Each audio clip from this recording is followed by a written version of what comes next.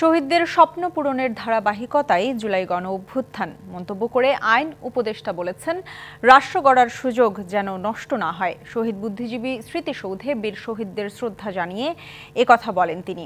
এদিকে নরসিংদীতে এক অনুষ্ঠানে পররাষ্ট্র উপদেষ্টা বলেছেন, সম্মান আর সমতায় ভারতের সাথে সম্পর্ক এগিয়ে নিতে চায় বাংলাদেশ। মিরপুরে শহীদ বুদ্ধিজীবী স্মৃতিসৌধে জাতির শ্রেষ্ঠ সন্তানদের প্রতি ফুল দিয়ে শ্রদ্ধা জানান আইন উপদেষ্টা। এ সময় তিনি বলেন, শহীদদের স্বপ্ন পূরণের ধারাবাহিকতায় জুলাই গণ অভ্যুত্থান। ৭১ মুক্তিযুদ্ধ, আমাদের শহীদ বুদ্ধিজীবীরা আছেন, মুক্তিযোদ্ধারা আছেন, ওনারা যে স্বপ্ন, যে প্রত্যয় এবং যে ভালোবাসা, দেশের প্রতি ভালোবাসা নিয়ে যে সংগ্রামে ঝাঁপিয়ে পড়েছিলেন, সেটারই কন্টিনিউয়েশন ছিল আমাদের জুলাই গণ অভ্যুত্থান। একদলীয় মানসিকতার জন্য, একটা দলের ব্যর্থতার জন্য আজকে কোনোভাবেই যেন সেই ব্যর্থতার পুনরাবৃত্তি না হয়।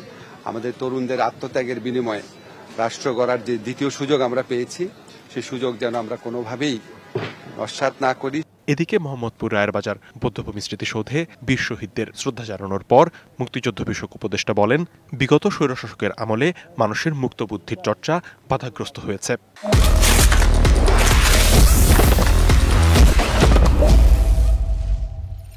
মুক্তিযুদ্ধ হয়েছে জাতিগতভাবে, তারা যে অবদান কিংবা যে ত্যাগ, যে বীরত্ব মুক্তিযুদ্ধে প্রদর্শন করেছে, সেটা ৭১-এর নিরিখেই নির্ণীত হবে। নরসিংদীর বেলাবতে এক অনুষ্ঠানে যোগ দিয়ে পররাষ্ট্র উপদেষ্টা বলেন, বাংলাদেশ সব দেশের সাথে সুসম্পর্ক চায়, তবে তা সম্মান ও সমতার ভিত্তিতে। আমরা সব দেশের সাথে সুসম্পর্ক চাই, সমতার ভিত্তিতে, সম্মানের ভিত্তিতে, এবং আমরা এই লক্ষ্যেই কাজ করে যাচ্ছি। অনেকে ভারতের সাথে সম্পর্ক নিয়ে প্রশ্ন তোলেন, যেহেতু এক ধরনের একটা অস্বস্তি এই সরকার পরিবর্তনের পরে ছিল। আমি আপনাদেরকে এটুকু বলতে চাই, আমাদের পক্ষ থেকে আমরা খুব স্পষ্ট বার্তা দিয়েছি যে আমরা ভালো সম্পর্ক চাই, দুই পক্ষের স্বার্থের ভিত্তিতে। এদিকে নরসিংদীর ঘোড়াশাল পলাশ ইউরিয়া সার কারখানা পরিদর্শন শেষে শিল্প উপদেষ্টা বলেন, গত ১৫ বছরে সব সেক্টরে দুর্নীতি হয়েছে, তার নিরসনে কাজ করছে অন্তর্বর্তী সরকার। সারা বাংলাদেশে 15.5 বছরে দুর্নীতি হয় নাই এরকম কোনো সেক্টর জানা আছে?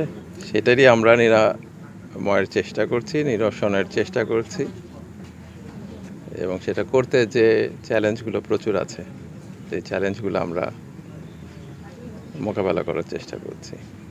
লিখনকান্তি ভৌমিক, ডিবিসি নিউজ ডেস্ক।